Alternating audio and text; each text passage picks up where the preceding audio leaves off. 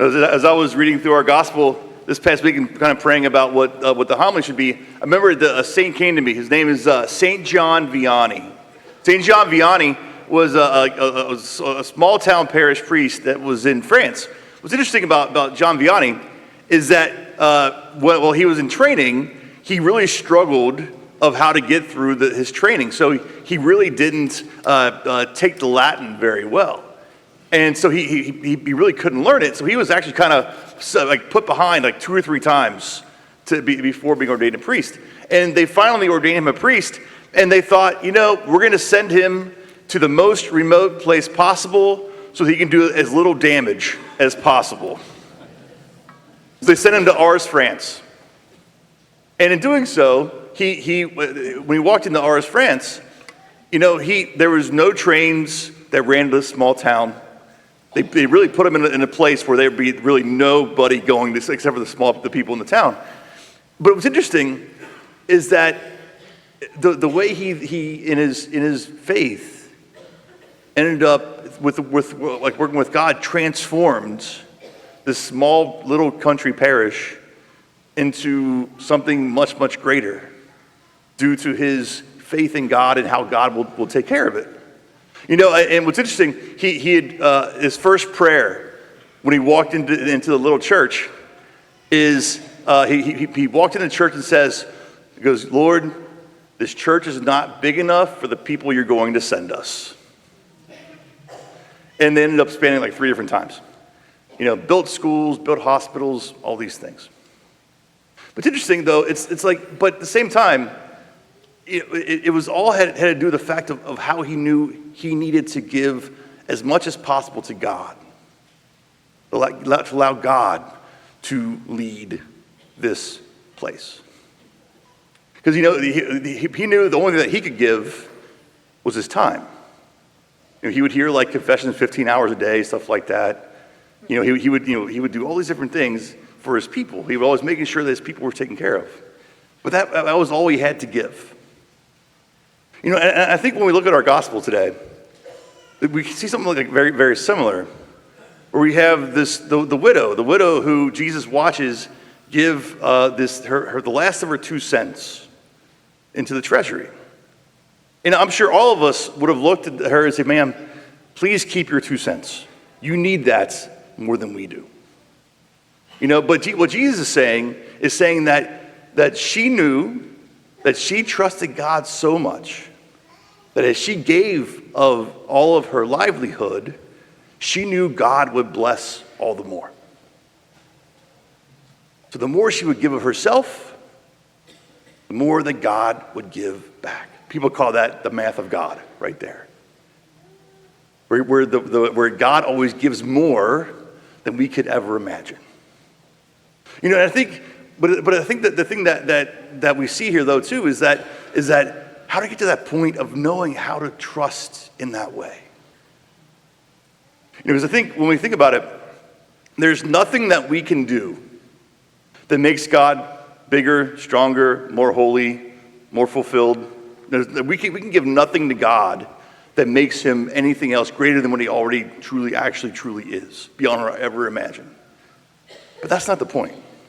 It's not about us making God greater. It's about us giving to God so he can make us more bountiful. Make things around us more bountiful. Because the more that we rely on him, the more he trusts and gives things to us.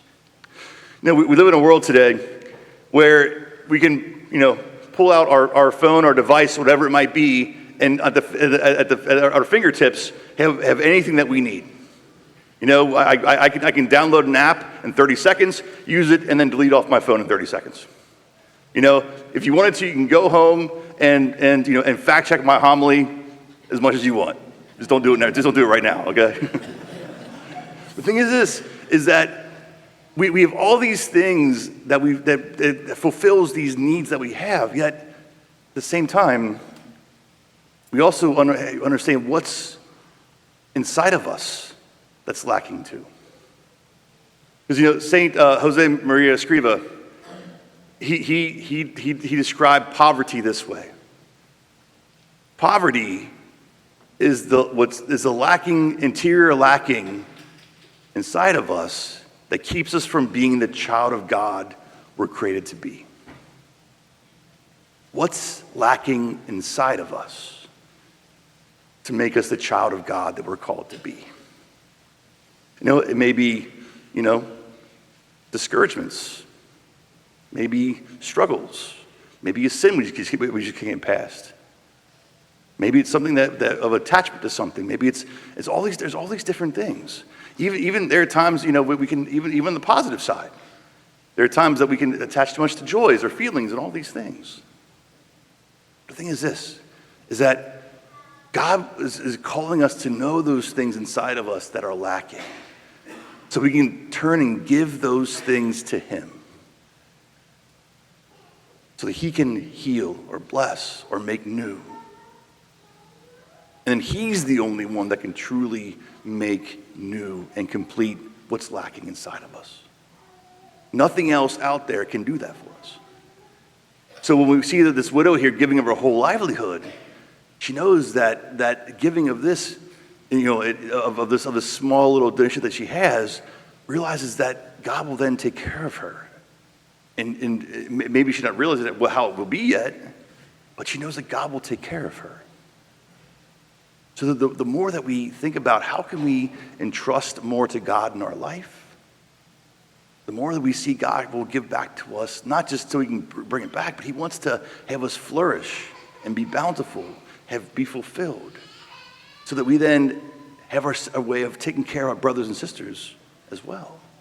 Because the thing is like what we can give, it may be donation.